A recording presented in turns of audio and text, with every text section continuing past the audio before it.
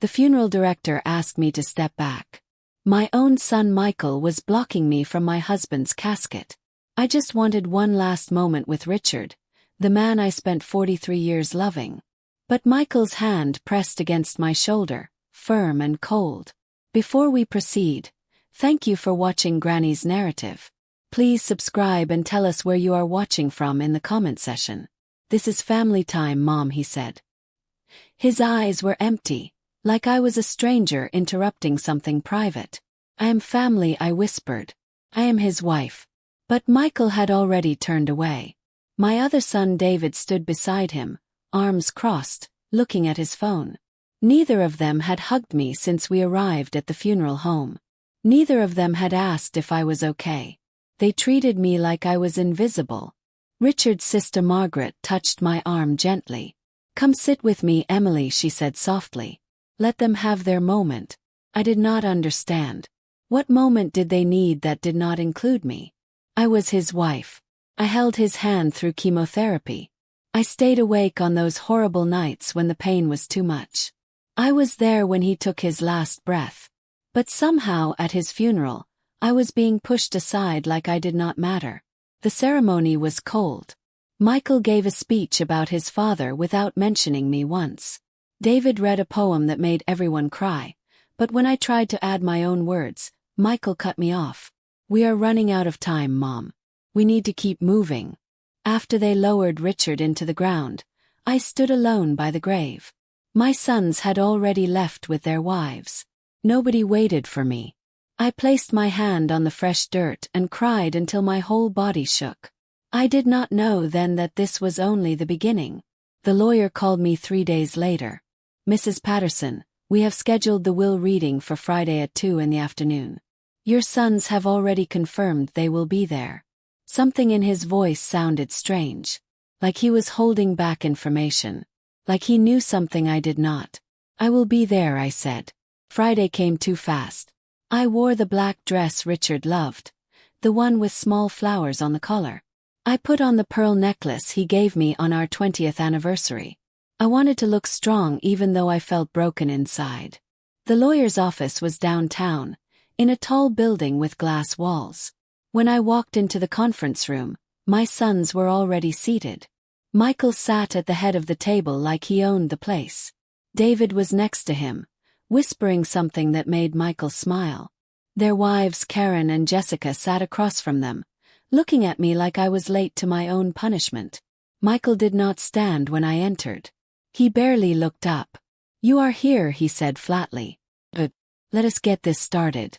I sat in the only empty chair, far from everyone else. The lawyer, Mr. Harrison, entered with a thick folder. He was an older man with kind eyes who had known Richard for 20 years. He looked at me with something like pity. Thank you all for coming, Mr. Harrison began. I know this is a difficult time. As you know, we are here for the reading of Richard Patterson's last will and testament. Michael leaned forward. Let us skip the formalities. We know what the will says. Dad showed it to us months ago. Everything gets split between David and me. We just need to make it official. My heart stopped. Richard had shown them the will. He never mentioned that to me. Why would he do that without telling me? Mr. Harrison cleared his throat. Actually, Michael, there have been some changes since the document your father showed you. That will has been superseded by a new one. The room went silent. Michael's face turned red. What do you mean superseded? Dad was barely conscious in his last weeks. He could not have changed anything. Your father was very much aware of what he was doing, Mr. Harrison said firmly. This new will was created 3 months before his death, when he was still in full control of his mental faculties. It was witnessed, notarized, and filed properly. David spoke up for the first time. So what does it say? Mr. Harrison looked at me. The entire estate has been left to Emily Patterson. The house, all bank accounts, investments, life insurance policies, everything. You are the sole heir, Mrs. Patterson. I could not breathe. The room started spinning. Richard had left me everything. Why had he not told me? Michael slammed his hand on the table. That is impossible. He would never do that. He promised us. he promised. Karen, Michael's wife, stood up so fast her chair fell backwards. This is fraud. She manipulated him. Old men get confused, they make bad decisions. We will contest this. Jessica joined in. There is no way a woman her age should handle that much money. She probably pressured him when he was weak. This will never hold up in court. Mr. Harrison remained calm. I assure you this will is completely legal. If you choose to contest it, you are free to do so. However, I must inform you that your father included a clause. Any heir who contests this will or questions Mrs. Patterson's capacity to manage the estate will immediately forfeit the small monthly allowance he has left them. Monthly allowance? David asked. What monthly allowance? Mr. Harrison consulted his papers. Your father has left each of you $500 per month for 2 years, provided you treat your mother with respect and do not interfere with her financial decisions. $500. Michael's voice was almost a scream. That is nothing. That is an insult. It is what your father believed you deserved, Mr. Harrison said quietly. Michael turned to me, his face twisted with rage. You did this. You poisoned his mind against us. You made him hate his own sons. I had not spoken since entering the room. Now words came out in a whisper. I did not do anything. I did not even know about this will until right now. Liar, Karen spat. You knew exactly what you were doing. You probably wrote this will yourself and forged his signature. Mr. Harrison stood up. That is enough. I will not tolerate accusations of fraud in my office. Mrs. Patterson, I have something else for you. Your husband left you a personal letter. He handed me an envelope. My name was written on it in Richard's handwriting. My hands shook as I took it. The paper felt heavy, like it contained all the words Richard could not say before he died. Read it, Michael demanded. If it concerns this family, we have a right to hear it. Part of me wanted to keep it private. But another part wanted them to hear the truth from their father's own words. I opened the envelope carefully and began to read aloud. My dearest Emily, if you are reading this, then I am gone and you are facing our sons alone. I am sorry I could not be there to protect you from what I know is coming. I have watched Michael and David change over the years. I have seen how they treat you when they think I am not looking. I have heard them discuss my death like it is a business transaction, calculating what they will inherit, planning how they will spend it. I stopped reading. My throat was too tight to continue. But Michael grabbed the letter from my hands. Let me see that, he said. He read silently, his face going pale. Then he threw the letter on the table. This is garbage. Dad was drugged up on painkillers. He did not know what he was writing. But David picked up the letter and kept reading. I could see his hands trembling. When he finished, he looked at me with something I had not seen in his eyes for years. Shame. The letter continued with things I could not say out loud. Richard had documented everything. The times Michael borrowed money and never paid it back. The times David cancelled plans with me at the last minute. The way their wives spoke to me like I was stupid. The conversation Richard overheard where Michael told David that once their father died, they could put me in a nursing home and take over the house. Richard had seen it all. He had heard it all. And it had broken his heart. I wrote this will to protect you, Emily, the letter concluded. You gave up your dreams to raise our sons. You worked 2 jobs when I lost mine. You sacrificed everything for this family. Now it is time for you to live for yourself. Do not let them make you feel guilty. You owe them nothing. All my love, Richard. The silence in the room was complete. Even Karen and Jessica had stopped talking. Michael sat down slowly, staring at nothing. David covered his face with his hands. Mr. Harrison gathered his papers. Mrs. Patterson, if you could stay for a few minutes, we need to discuss the transfer of assets. Everyone else, thank you for coming. But nobody moved. Finally David spoke. Mom, I did not know. I did not know Dad heard that conversation. We were just talking. We did not mean it. You did not mean it. My voice came out stronger than I expected. You did not mean it when you said I should be in a nursing home. You did not mean it when you calculated my husband's net worth before he was even buried. Michael found his anger again. We are still your sons. You cannot just cut us out of your life over money. This is not about money, I said, standing up. This is about respect. This is about how you pushed me away from my husband's casket at his funeral. This is about how you made me feel worthless in my own family. Karen stepped forward. You are being dramatic. We all say things we do not mean when we are stressed. Families fight. Families make up. This is normal. Normal. I looked at her with disgust. Is it normal to exclude me from family dinners? Is it normal to cancel on me when I am alone and scared? Is it normal to treat me like a burden? Jessica tried a softer approach. Emily, we are sorry if we made you feel that way. But you have to understand we have families to support. Mortgages. Kids in private schools. We were counting on this inheritance. We have bills. Then maybe you should have thought about that before treating me like trash, I said. Maybe you should have been kinder to the woman who gave you everything. Michael slammed the table again. This is not over, Mom. We will fight this. We will take you to court. We will prove Dad was not in his right mind. Mr. Harrison spoke up. As I mentioned before, any attempt to contest the will results in the forfeiture of your monthly allowance. Additionally, your father included a medical evaluation completed 2 weeks before the will was signed. 3 doctors confirmed he was mentally competent. You will lose in court and it will cost you a fortune in legal fees. Michael's face went from red to purple. Fine. Keep your money. But do not expect us to be around anymore. Do not expect to see your grandchildren. Do not expect us to visit you when you are old and alone. His words were meant to hurt me. And they did. But they also freed me. Okay, I said simply. That is your choice. They left the office in a storm of angry voices and slammed doors. Mr. Harrison and I sat in the quiet room for a long time before he spoke. Your husband loved you very much, he said gently. He wanted to make sure you were protected. I know, I whispered. I just wish he had told me before he died. He did not tell you because he knew you would try to talk him out of it. He knew you would want to give the boys another chance. But Richard was tired of watching them hurt you. Mr. Harrison explained the estate.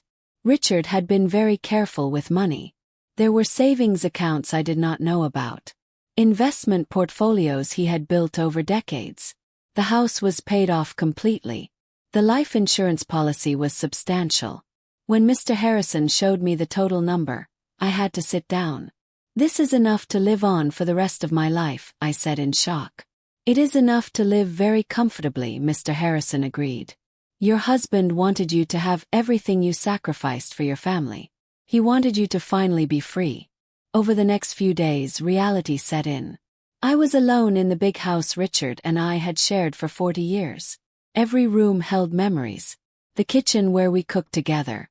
The living room where we watched our sons grow up. The bedroom where Richard took his last breath. But those memories felt poisoned now. I could not walk through the house without remembering how my sons had treated me. How they had made me feel small and worthless. How they had waited for their father to die so they could take everything. I decided to sell the house. It took me 2 weeks to make the decision, but once I did, I felt lighter. I contacted a real estate agent, a kind woman named Patricia who did not ask too many questions. The house was in a good neighborhood. It would sell quickly. While waiting for buyers, I moved into a hotel downtown. It was a nice place with room service and a view of the city. For the first time in my life, I did not have to cook or clean or take care of anyone but myself. It felt strange and wonderful at the same time. My sons called constantly at first. Michael left angry voicemails about betrayal and greed. David sent long text messages trying to explain that they had just been stressed and scared. Karen and Jessica called pretending to be worried about my mental health, suggesting I needed help managing my new financial situation. I blocked all their numbers after the first week. The house sold faster than expected. A young couple with 2 children fell in love with it. They reminded me of Richard and me when we were young, full of hope and dreams. I sold it to them for slightly less than the asking price because I wanted it to go to a family who would love it the way we had. With the money from the house sale added to Richard's estate, I had more than I ever imagined. I could live anywhere I wanted. Do anything I wanted. Be anyone I wanted. I chose a small coastal town 3 hours north. I had been there once with Richard when we were young, before the children, before the responsibilities. We had walked on the beach and talked about running away together, starting fresh somewhere new. We never did. Life got in the way. Children got in the way. Bills got in the way. But now I could. I found a perfect little house overlooking the ocean. It had big windows that let in the morning sun and a porch where I could watch the sunset. The real estate agent thought I was crazy for buying it so quickly, but I knew the moment I walked in that this was where I belonged. Moving day was bittersweet. I packed only what I truly wanted to keep. Photo albums from when my sons were young, before they became strangers. Richard's favorite books. The quilt his mother made us for our wedding. Everything else I donated or threw away. I wanted to start fresh. The first night in my new house, I sat on the porch with a glass of wine and watched the ocean. The sound of the waves was peaceful, healing. For the first time since Richard died, I felt like I could breathe. My new neighbor, a woman named Claire who was about my age, came over the next morning with homemade cookies. "Welcome to the neighborhood," she said with a warm smile. "I saw you moving in yesterday. Are you here alone?" "Just me," I said, taking the cookies gratefully. "My husband passed away recently. I needed a fresh start." Claire did not pry. She just nodded like she understood. "Well, if you ever need anything, I am right next door. We have a book club that meets on Thursdays if you are interested." "I would love that," I said. And I meant it. Life in the coastal town was different from everything I had known. People were friendlier. Pace was slower. Nobody knew about my past or my children or the inheritance.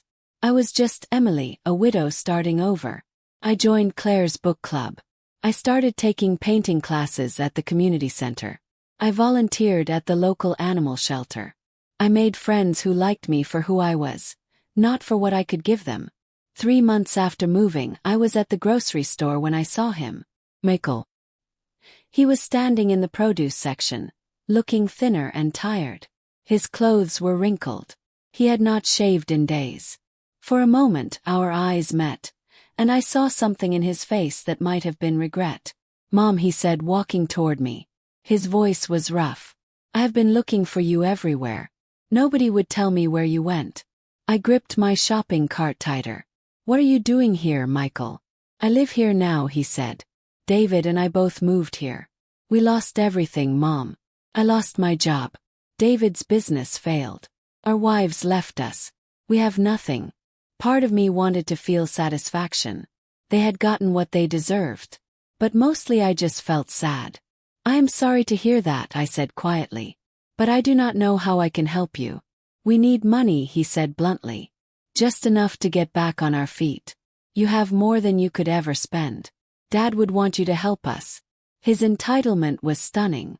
Even now, after everything, he thought I owed him something. "Your father left you $500 a month," I reminded him. "That was his decision. We lost that when we tried to contest the will," Michael said bitterly. "We spent everything on lawyers and we lost. Now we have nothing. Please, Mom. I know we treated you badly. I know we were wrong. But we are still your sons." People in the grocery store were starting to stare. I took a deep breath. "Michael, I loved you from the moment you were born. I gave you everything I had. But you treated me like I was nothing. You pushed me away from your father's funeral. You excluded me from his will reading. You made me feel worthless. And now you are here because you need money, not because you miss me." "That is not true," he protested. "Miss you. David misses you. We made mistakes, but we are family." I pushed my cart past him. "Family does not treat each other the way you treated me. Family does not wait for their father to die so they can inherit his money. You are adults, Michael. Figure it out like everyone else." He grabbed my arm. "Please, Mom. We are homeless. We are living in David's car. We have nowhere to go." I pulled away from him. "You made your choices. Now you have to live with them." I walked away before he could say anything else. My hands were shaking as I loaded groceries into my car. I sat in the parking lot for a long time crying. Not because I felt guilty, But because I realized I did not feel guilty, I had finally learned to put myself first. That night, Claire came over with a bottle of wine. She had heard about the encounter at the grocery store. Small towns talk. "Are you okay?" she asked gently. "Think so," I said. "It is just hard. They are still my sons, even if they are terrible ones." Claire poured us both a glass of wine. "You know, I left my daughter 3 years ago. She was abusive. Emotionally, sometimes physically. Everyone told me I was wrong, that mothers do not abandon their children. But I had to save myself." I looked at her in surprise.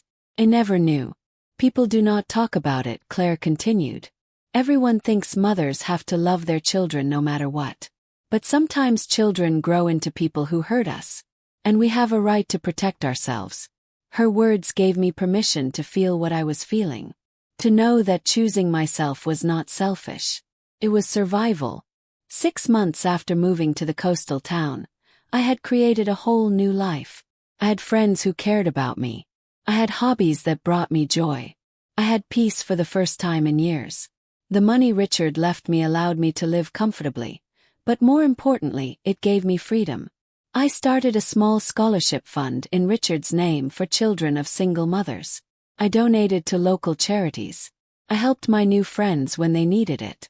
The money became a tool to do good instead of a source of family destruction. One afternoon, I was painting on the beach when David appeared. He looked worse than Michael had. His eyes were hollow. His clothes hung off his thin frame. He sat down in the sand next to me without asking. "I am not here to ask for money," he said quietly. "I just wanted to say I am sorry." I kept painting, not looking at him. "Sorry for what specifically?" "For all of it. For treating you like you did not matter. For pushing you away at Dad's funeral. For only caring about the inheritance. For being a terrible son." He paused. "Dad was right about us. We became people he did not recognize. People you did not deserve." His apology sounded genuine. But apologies do not erase years of hurt. "Where is Michael?" I asked. "He moved back east. Found a job working construction. We do not talk much anymore. Turns out we only got along when we were scheming together." I finally looked at him. "What about you?" "I work at the marina. It does not pay much, but it is honest work. I have a small apartment. It is not much, but it is mine." He picked up a handful of sand and let it fall through his fingers. "Jessica took everything in the divorce. Said she did not sign up to be poor." "I'm sorry," I said. And I meant it. Despite everything, he was still my son. "Do not be," David said. "I deserved it. I deserved all of it." He looked at me with tears in his eyes. "I do not expect you to forgive me. I do not expect you to let me back in your life. I just needed you to know that I understand now. I understand what we lost. And it was not Dad's money. It was you." We sat in silence for a while, watching the waves. Finally, David stood up. "I will leave you alone now," he said. "But if you ever want to talk, I work at the marina every day. No pressure. No expectations. Just if you ever want to." He walked away before I could respond. I watched him go. This stranger who used to be my little boy. Part of me wanted to call him back. To forgive him. To rebuild something. But a bigger part of me knew I needed more time. Maybe forever. That night, I wrote in my journal, a habit I had picked up since moving. "Richard," I wrote, "you were right about everything. Our sons became people we did not raise them to be. But you were also right that I needed to save myself. Thank you for giving me that chance. Thank you for loving me enough to protect me. I miss you every day, but I am finally learning to live again." A year after Richard died, I organized a memorial service on the beach. Claire helped me plan it. We invited everyone from my new life. People who had become my real family. We lit candles and shared stories about Richard. I talked about the man he was, not the disease that took him. I cried, but they were good tears. Healing tears. David showed up at the edge of the gathering. He did not come close. He just stood there watching from a distance. When the service ended and people started to leave, he approached slowly. "That was beautiful," he said. "Dad would have loved it." Thank you, I replied. He handed me a letter. I wrote this for you. You do not have to read it now. Or ever. But I wanted you to have it. Before I could respond, he walked away. That night I read his letter. It was 10 pages long, detailing every moment he remembered hurting me. Every harsh word. Every time he chose money over our relationship. Every mistake.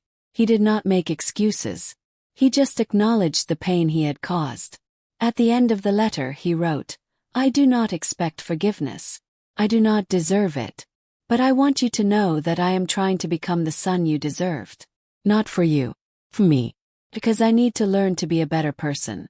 Even if it is too late for us, it is not too late for me to change. I cried reading his words. They felt honest in a way nothing else from my sons had felt in years. But honesty does not erase damage. Just acknowledges it. 2 years after Richard's death, I was living my best life. Had friends. Had purpose. Had peace. My little house by the ocean was everything I needed. Some days I still thought about my sons.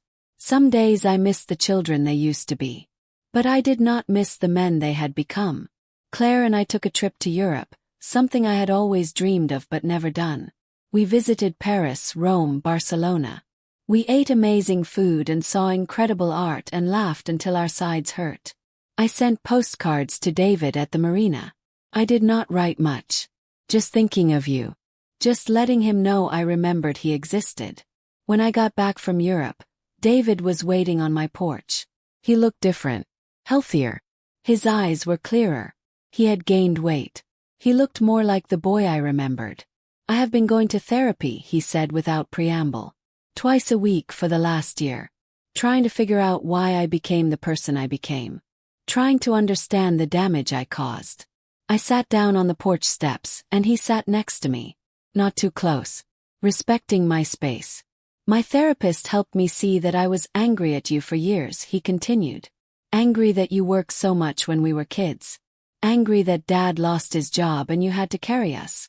Angry that you were tired and stressed instead of perfect. And then when we grew up, that anger turned into contempt. Into seeing you as weak instead of strong. Into forgetting everything you sacrificed. I had never heard him talk like this. So honest. So aware. I do not expect you to let me back in your life, David said. But I wanted you to know I am different now. And if you ever want to try having coffee or lunch or just sitting on this porch in silence, I would like that. No pressure. No expectations. Just a chance to be near you again. I looked at him for a long time. I saw glimpses of the boy he used to be. The sensitive child who cried when he found injured birds. The teenager who helped me carry groceries without being asked. That boy was still in there somewhere, buried under years of greed and entitlement. One coffee, I said finally. Just one. And we will see. His face lit up with hope. When? Saturday. 10 in the morning.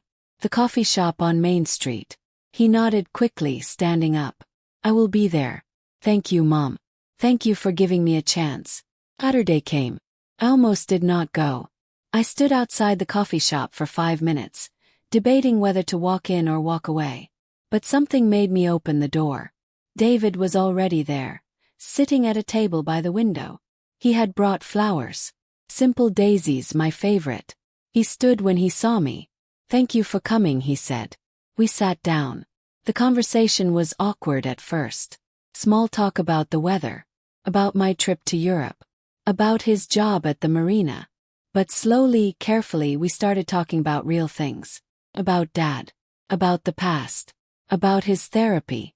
About my new life. I am proud of you, David said at one point. For leaving. For choosing yourself.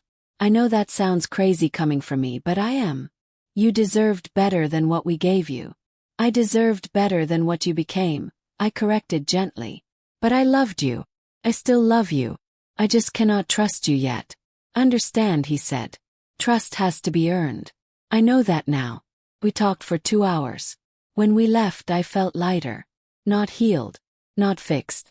But lighter. One coffee turned into occasional lunches. Lunches turned into walks on the beach. Walks turned into David helping me paint my porch. Slowly, carefully, we built something new. Not the relationship we had before. That was broken beyond repair. But something different. Something honest.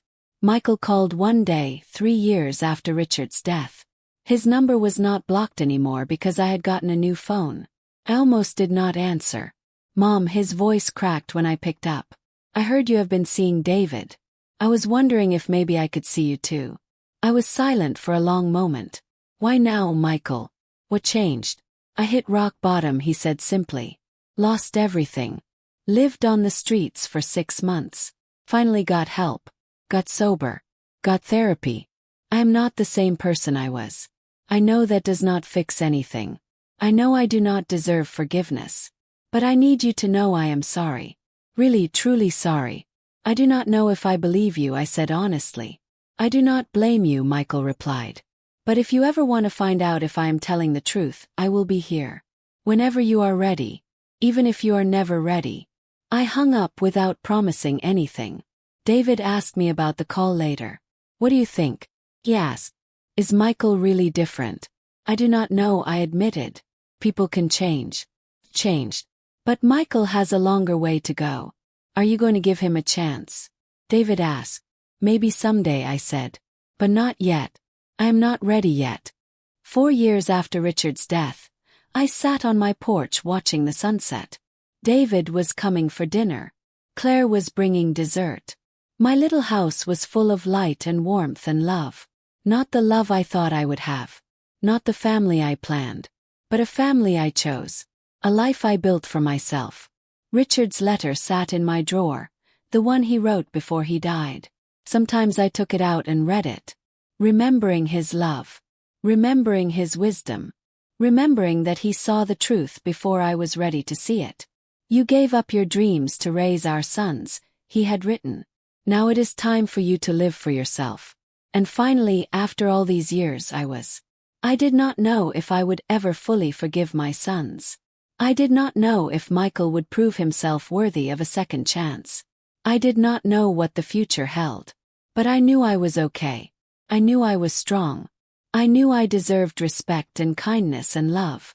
The money Richard left me was not just financial security. It was freedom. It was dignity. It was the chance to discover who Emily Patterson was when she was not taking care of everyone else. And who I discovered was someone I liked. Someone I was proud of. Someone who would never again accept being treated as less than she deserved. The sun dipped below the horizon, painting the sky in shades of orange and pink. David's car pulled into my driveway. Claire waved from her porch. My new life waited for me, full of possibility and peace. I stood up, ready to greet my guest, ready to live another day on my own terms. Richard had given me the greatest gift. Not his money, but the permission to finally put myself first. 5 years had passed since that terrible day at the funeral. 5 years since I discovered what my sons had become. 5 years since I learned that sometimes the greatest act of love is walking away. My life had transformed in ways I never imagined possible. The scared, broken woman who sat in that lawyer's office was gone. In her place was someone stronger. Someone who knew her worth. Someone who refused to settle for less than she deserved. The scholarship fund I started in Richard's name had grown significantly. We had helped 23 students so far, mostly children of single mothers who needed financial support. Each graduation ceremony I attended filled me with pride. These kids reminded me why sacrifice matters when it is appreciated and returned with gratitude. My painting had improved dramatically. I had even sold a few pieces at the local art gallery. Nothing that would make me rich, but the validation felt wonderful. One woman bought my sunset painting and told me it reminded her of hope. That comment stayed with me for weeks. David had become a regular part of my life, though our relationship would never be what it once was. We had dinner every other week. He told me about his life at the marina, about the boats he worked on, about the therapy sessions that were helping him understand himself better. He never asked for money. He never made demands. He simply showed up and tried to be present. One evening during dinner, David brought up something that had been weighing on him. Mom, there is something I need to tell you. Michael contacted me last month. He wanted my help convincing you to see him. I set down my fork. What did you tell him? I told him no, David said firmly. I told him that you would reach out when and if you were ready. I told him he could not manipulate his way back into your life through me. His face was serious. I am not going to be his messenger. I am not going to pressure you. Whatever relationship you have or do not have with Michael is entirely up to you. His words meant more than he probably knew. For so long, my sons had worked together against me. Seeing David refuse to join Michael's schemes showed real growth. Thank you, I said quietly. That means a lot. David nodded. I also need to tell you something else. I've been seeing someone. Her name is Rachel. She is a teacher. We met at a community event 6 months ago. It is getting serious, and I would like you to meet her. But only if you are comfortable. No pressure. I smiled genuinely. I would love to meet her. 2 weeks later, David brought Rachel to my house for lunch. She was lovely, warm and kind with an easy laugh. She taught 3rd grade and talked passionately about her students. She treated David with respect and affection. Most importantly, she treated me with genuine kindness, not the fake sweetness Karen and Jessica had shown. During lunch, Rachel said something that struck me. David talks about you all the time. About how strong you are. About how you taught him what real strength looks like. He is so proud of the life you have built for yourself. I looked at David, who was blushing slightly. You talk about me. All the time, he admitted. You are my example of courage. Of what it means to start over and choose yourself. After they left, I sat on my porch feeling something I had not felt in years. Pride in my son. Not the false pride of pretending everything was fine, but real pride in seeing genuine change and growth. Claire came over that evening with wine as she often did. So she said with a knowing smile, you seem happy. Really happy. Not just content but genuinely joyful. I admitted. For the first time in my life I feel like I am living instead of just surviving. Every day is mine. Every choice is mine. Every moment belongs to me. Claire raised her glass. To Emily Patterson, the strongest woman I know. We clinked glasses and watched the stars appear over the ocean. My phone buzzed with a text from David. Thank you for giving Rachel and me a chance. It meant the world to both of us. I love you, Mom. Type back simply. I love you too. 6 months later, David called with news. Mom, Rachel and I are engaged. We want to get married next spring. Small ceremony on the beach. And I was hoping if you were comfortable that you would be there. You do not have to do anything special. Just be there. Because it would not be complete without you. My eyes filled with tears. I would be honored. The wedding planning brought unexpected challenges. Michael found out about the engagement through social media. He called David, demanding to know why he was not invited. David stood firm. This is my wedding. Mom will be there. If you cannot treat her with respect, then you do not get to come. Michael's response was explosive. He accused David of being brainwashed, of choosing me over family loyalty, of betraying their brotherhood. David told me about the conversation later. His voice sad but resolved. He still does not get it, David said. He still thinks this is about taking sides instead of about basic human decency. Some people never change, I said gently. You did. That is what matters. As the wedding approached, I found myself getting excited in a way I had not expected. I bought a beautiful blue dress. I got my hair done professionally. I felt pretty and valued and important. The wedding day was perfect. The beach ceremony was small and intimate. Rachel looked radiant in her simple white dress. David looked happier than I had seen him in years. When they exchanged vows, they included a line about building a family based on respect and love, not obligation and expectation. David looked directly at me when he said those words. At the reception, David asked me to dance. As we swayed to the music, he spoke quietly. Thank you for not giving up on me completely. Thank you for giving me the chance to prove I could change. I know I can never undo the damage I caused.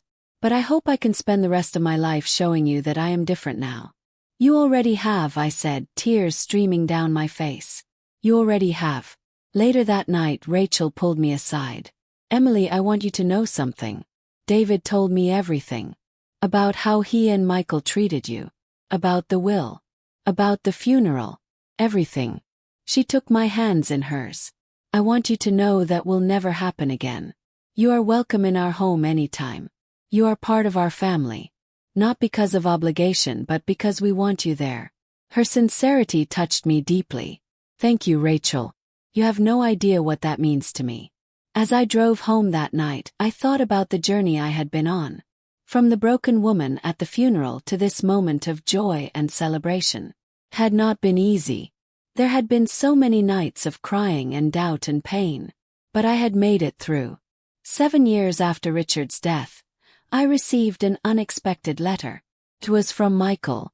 The envelope was thick, suggesting multiple pages inside. I stared at it for a long time before opening it. The letter was dated and honest. Michael wrote about hitting rock bottom. About living in his car. About the night he seriously considered ending his life. About finally accepting help and going to rehab. About 18 months of sobriety. About therapy 3 times a week. About working as a landscaper and living in a small studio apartment. He wrote about David's wedding, about seeing the photos on social media. About realizing what he had lost. Not the money. Not the inheritance. For me. The mother who had loved him unconditionally until he made that impossible. I am not writing to ask for anything, the letter concluded. I am not asking for forgiveness or money or a relationship. I am writing because my therapist said I need to take accountability. I was cruel to you. I was selfish and greedy and hateful. I treated you like an obstacle instead of a person. I hurt you in ways that can never be fully repaired. I'm sorry, Mom. I am truly deeply sorry. Whether you ever want to see me again or not, I needed you to know that I understand now what I did. And I am ashamed. If you never contact me, I will understand. But if you ever want to talk, I am here. Your son, Michael. I read the letter 3 times. Then I put it in my drawer and went about my day. I was not ready to respond. Maybe I never would be. But something about the letter felt different from all his previous attempts at reconciliation. Felt genuine. 2 months later, I was at the grocery store when I saw him. Michael was in the produce section, carefully examining apples like each one mattered. He looked different. Thinner but healthier. His clothes were clean but worn. His face had lost its hardness and gained something softer. Sadness, maybe. Or humility. He saw me and froze. For a moment, neither of us moved. Then he gave a small nod and turned away, respecting my space. Not demanding. Not approaching. Just acknowledging my presence and giving me control. That small gesture meant more than any apology. I surprised myself by walking over to him. Hello, Michael. He looked shocked. Hey. His voice was uncertain. I got your letter, I said. I have not decided how I feel about it yet. But I wanted you to know I read it. Thank you, he said quietly. That is more than I deserve. We stood in awkward silence. Finally I spoke. You look different. I am different, he said. Or at least I am trying to be. It is hard work. Therapy is brutal.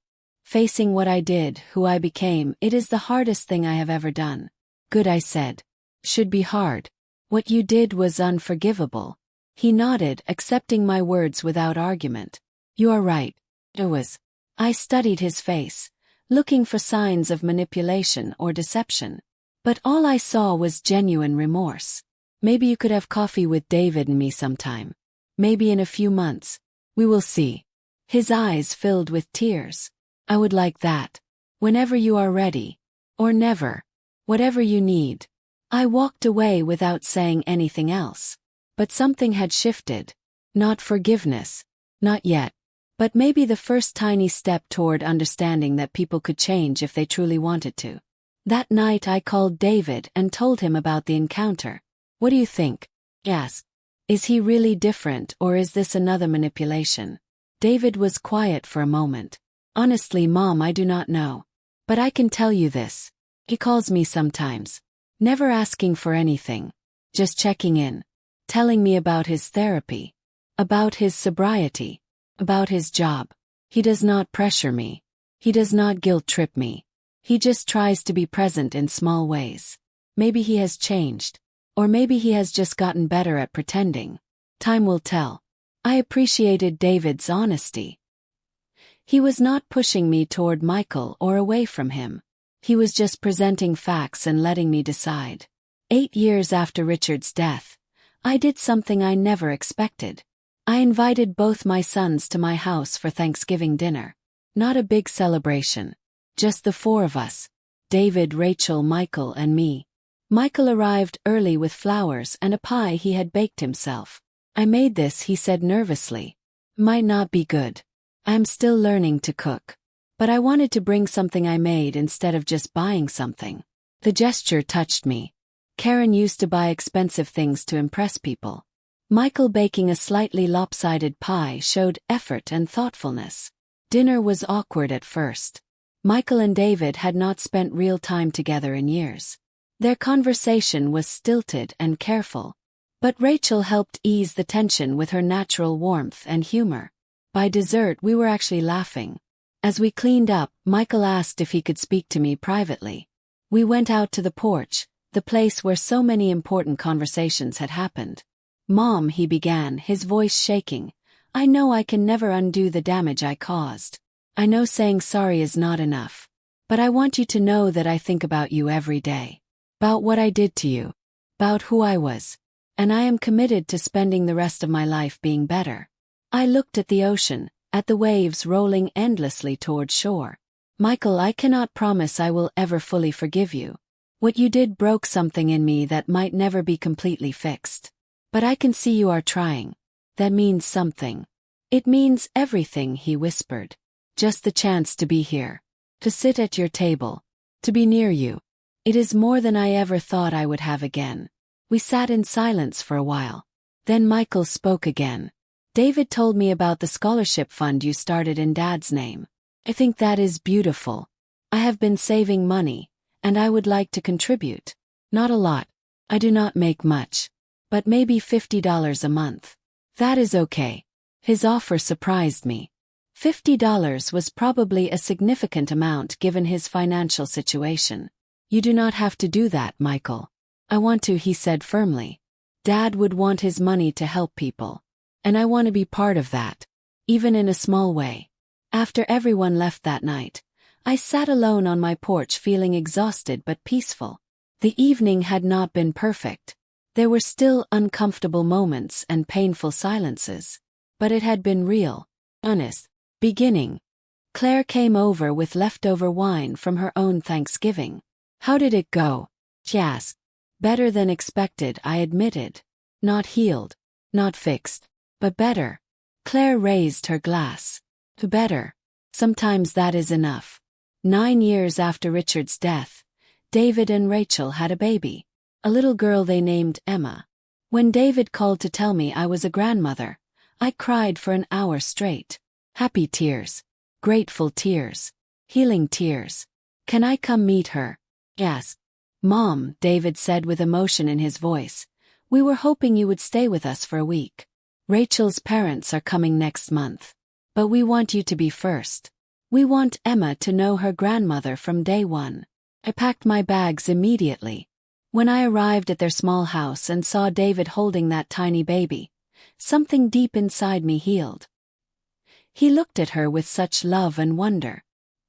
He was going to be the father I had raised him to be, before he lost his way. Would you like to hold her? Rachel asked, smiling. I took Emma carefully in my arms. She was so small, so perfect. As I looked down at her sleeping face, I felt Richard's presence somehow. This little girl would never know her grandfather, but she would know the love he had helped preserve by protecting me. Michael came to visit while I was there. He brought a stuffed animal for Emma and asked permission before even entering the house. When he saw me holding the baby, his eyes filled with tears. She is beautiful, he said quietly. You are going to be an amazing grandmother. Hope so, I said. I have a lot of lost time to make up for. We will help you, Rachel said. putting her arm around my shoulders. Emma is going to know how loved she is by everyone. That week with David, Rachel, and Emma was magical. I helped with night feedings. I cooked meals while Rachel rested. I told stories about when David was a baby. We laughed and cried and bonded over this new little life. On my last day there, David walked me to my car. "Mom," he said, holding Emma in his arms, "I want you to know something. I am going to raise this little girl differently than I was raised. Not that you did anything wrong. But I am going to make sure she understands gratitude and respect. I am going to teach her that family is about love, not obligation. That people who hurt you do not get automatic forgiveness just because you share blood." He looked at me seriously. "And I am going to tell her about her grandmother. About the strongest woman I know. About how you saved yourself when nobody else would. About how you taught me that it is never too late to change." I hugged him tightly, careful not to squish the baby between us. "You are going to be a wonderful father. I learned from the best," he said. Eventually, anyway, 10 years after Richard's death, I celebrated my 77th birthday. David and Rachel threw me a party at their house. Claire came with her new boyfriend. Some friends from my painting class came. Even a few people from the scholarship fund board came. And Michael came. He brought a present he had made himself. A wooden box with my initials carved into the lid.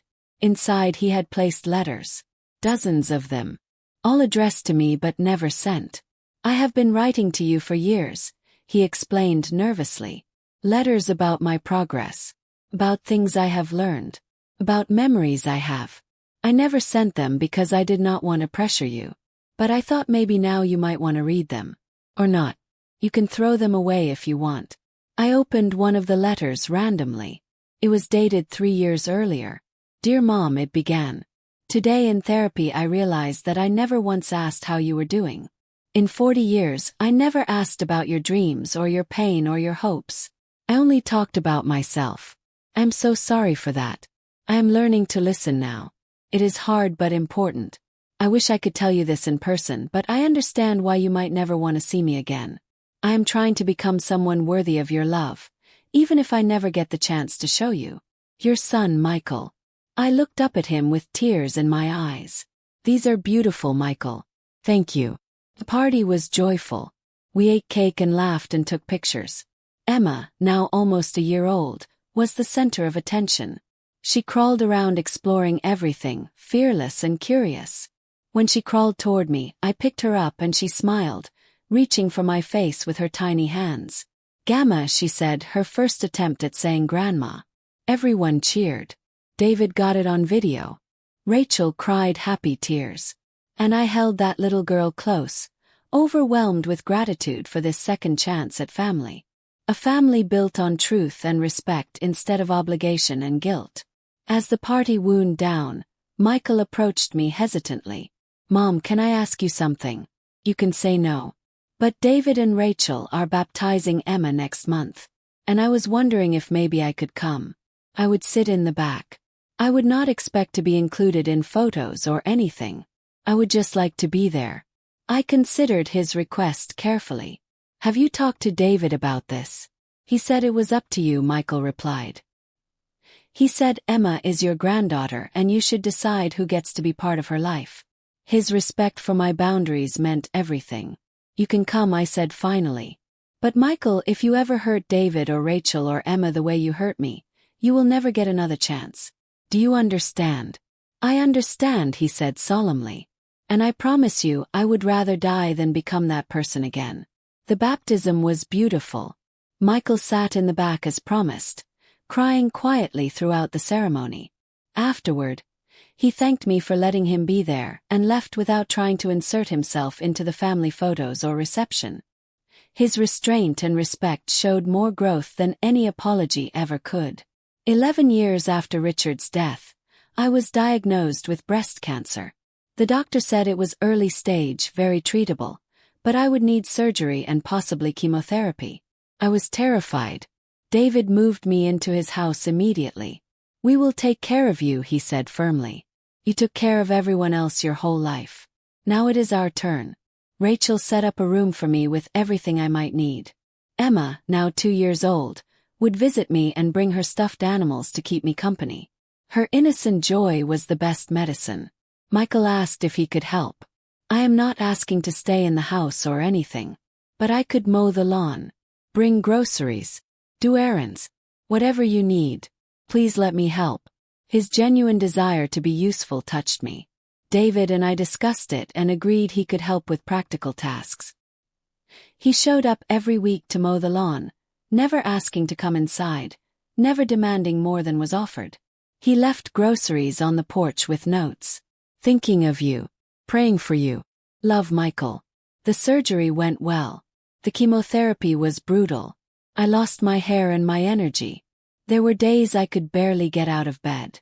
But David and Rachel were there for everything. They drove me to appointments. They held my hand during treatments.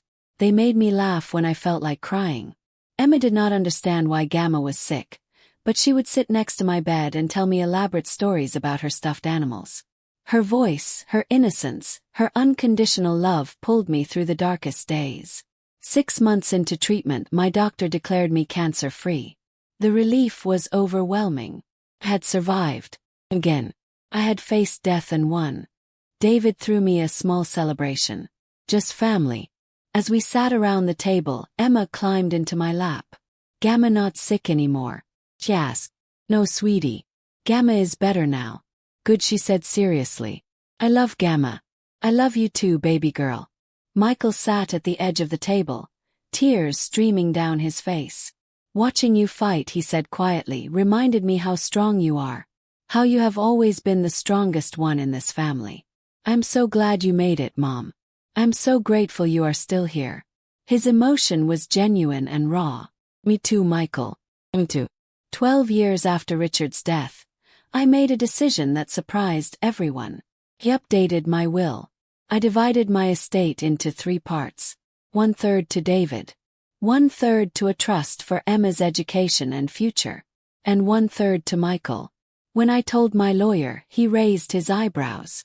Are you sure, Mrs. Patterson? Given the history. I'm sure, I said firmly. Michael has spent years proving he has changed. He has never asked for anything. He has shown up consistently. He has earned a second chance. When I told David about my decision, he hugged me. That is very generous, Mom. I hope Michael understands what a gift that is. I called Michael to tell him in person. We met at a coffee shop, neutral ground. When I explained what I had done, he looked shocked. Mom, I do not know what to say. I never expected anything from you. I was just grateful to be in your life again. I know, I said. That is why I am doing this. Not because you asked, but because you did not. You have shown me through years of action that you have changed. This is me acknowledging that change. He cried openly in the middle of the coffee shop. Thank you, he whispered.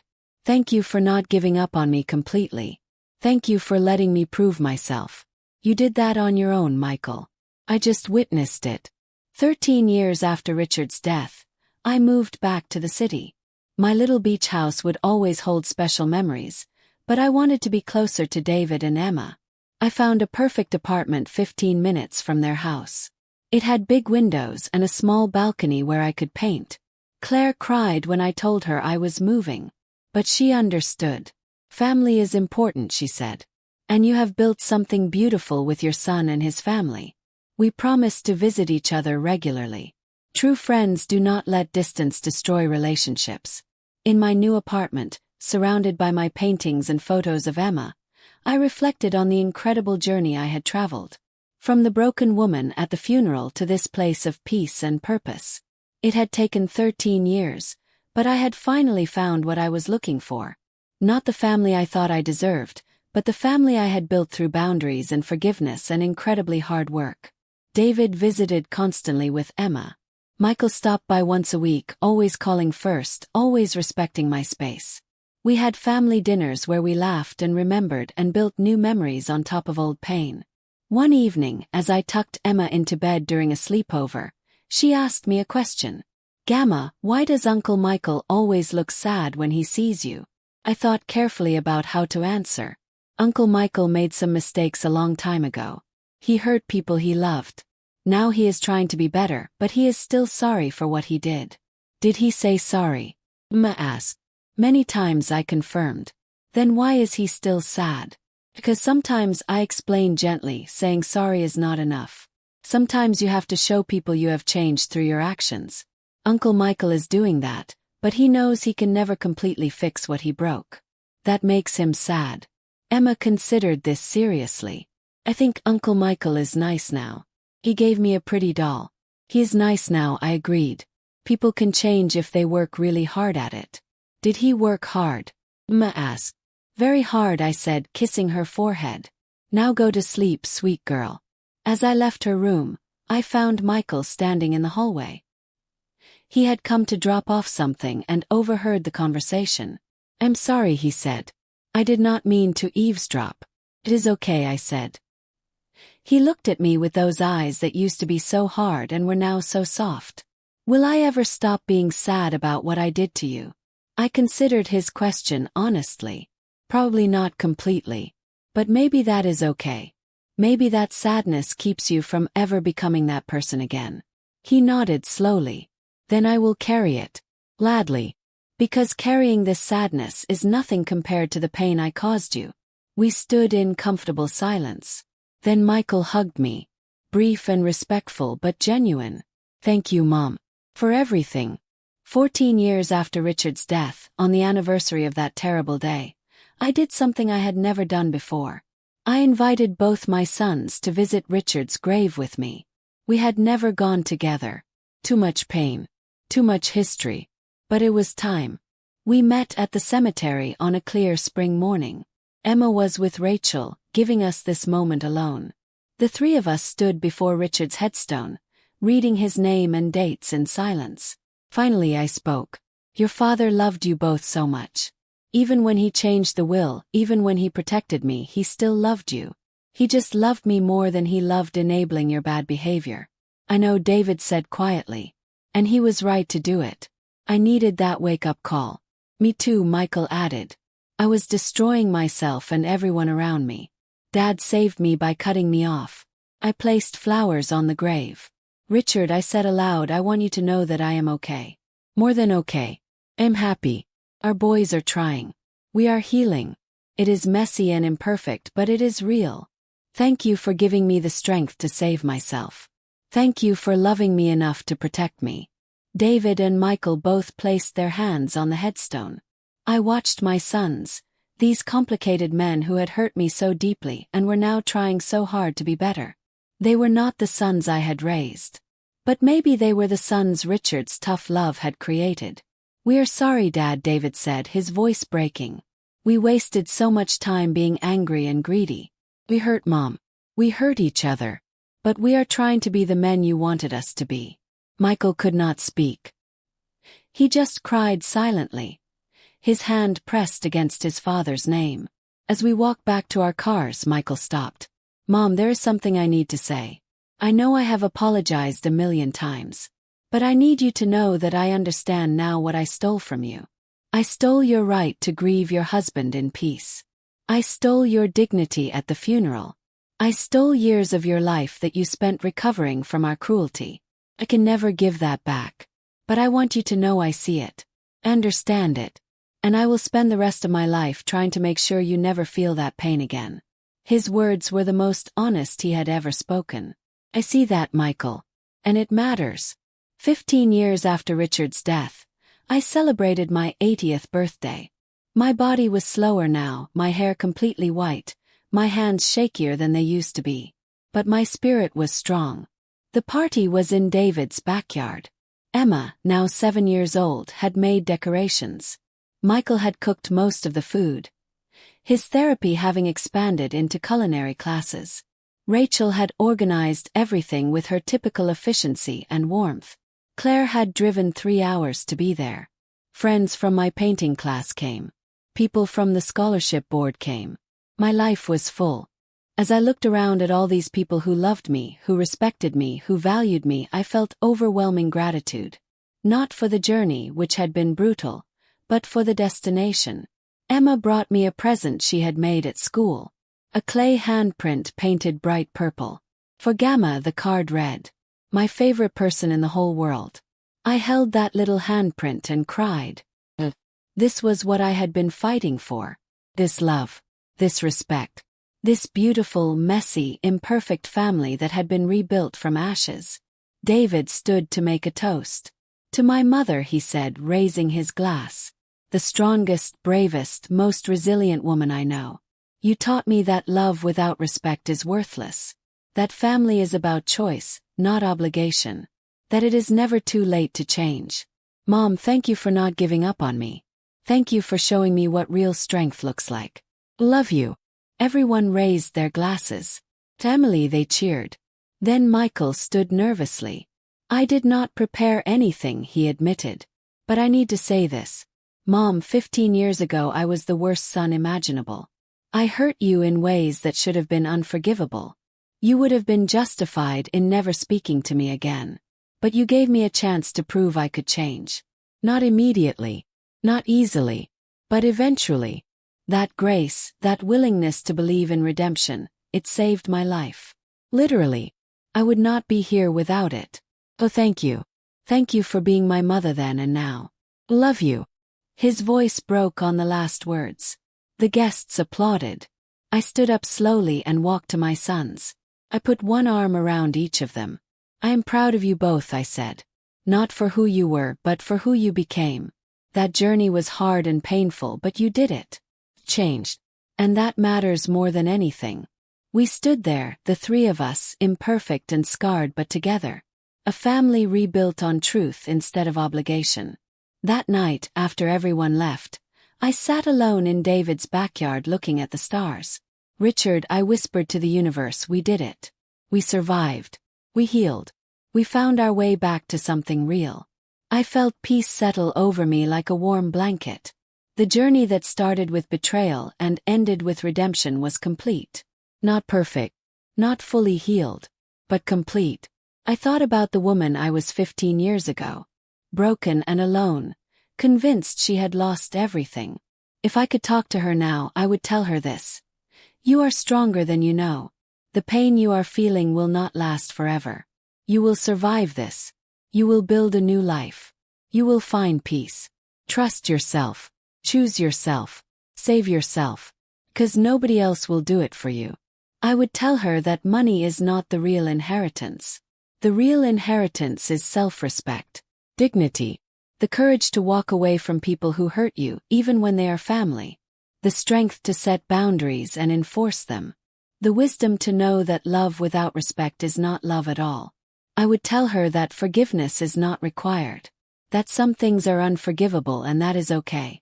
But I would also tell her that people can change, that redemption is possible, that grace, when earned through years of consistent action, can heal even the deepest wounds. Most importantly, I would tell her that she deserves better, that she is worthy of love and respect and kindness, that her dreams matter, that her life matters, that she is enough, exactly as she is, without needing to sacrifice herself for anyone else. The stars shined brightly overhead. Somewhere in the universe I felt Richard smiling. His final gift to me was not the money. It was the permission to finally, truly, completely put myself first. And I had used that gift well. I stood up slowly, my old bones creaking but my spirit soaring. I walked into the house where David was washing dishes and Rachel was reading Emma a bedtime story. My family. Not the one I was born into or the one I originally created.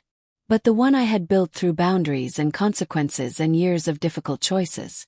Gamma, Emma called from her room, come say good night. I walked to her room and sat on the edge of her bed.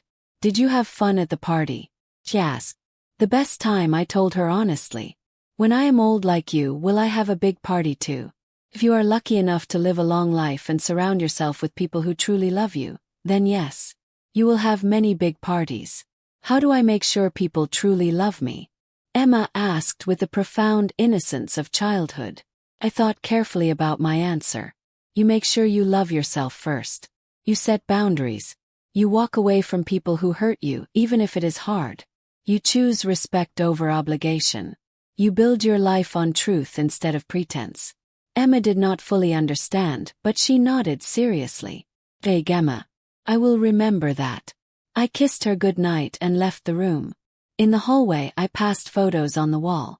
Pictures of Emma's birth. Her first birthday. Her baptism. Christmas mornings. Beach days. A whole life documented in images. And in every single photo I was there. Present. Valued. Included. Loved. That was Richard's real gift. Not the money in the bank. But the life that money had allowed me to build. A life of dignity and respect and genuine love. I walked to the guest room where I would sleep tonight, surrounded by family who wanted me there. I changed into my nightgown and sat by the window, looking out at the quiet street. 15 years. It had taken 15 years to get from the funeral to this moment. 15 years of pain and healing and growth and forgiveness and boundary setting and grace. Was it worth it?